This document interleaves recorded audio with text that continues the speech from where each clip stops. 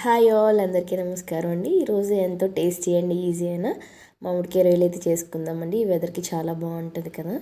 దానికోసం ఫస్ట్ అయితే ఒక కడాయి పెట్టుకొని ఒక 2 టేబుల్ స్పూన్స్ ఆయిల్ వేసుకుందామండి.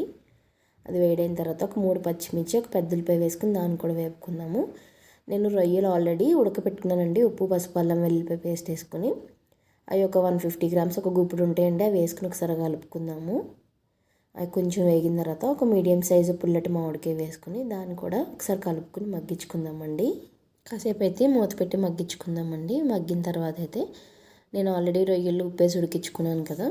సో తర్వాత దాన్ని బట్టి కర్రీకి సరిపడా కొంచెం ఉప్పు, కారం ఎక్కువే పడుతుందండి పులుపు కూరల్లో. మనం పచ్చిమిర్చి వేసినప్పటికీ కూడా కారం కొంచెం ఎక్కువే పడుతుంది. ఒకసారి కలుపుకొని చక్కగా మొత్తం పట్టిన తర్వాత చాలా కొంచెం వాటర్ వేసి ఉడికించుకుందామండి. మామిడికాయ చాలా తొందరగా ఉడికిపోతుంది. రొయ్యలు కూడా ఆల్రెడీ ఉడికించినాయి కాబట్టి ఎక్కువ టైం పట్టదండి. ఇలా ఉడికిపోయిన తర్వాత మనమైతే ఒకసారి ఈ స్టేజ్లో ఉప్పు కారం చెక్ చేసుకుని సరిపోకపోతే మళ్ళీ వేసుకోవచ్చండి. అంతా కలిపేసుకుని సరిపోతే కొంచెం కరివేపాకు వేసుకుంటే రెడీ అండి కర్రీ.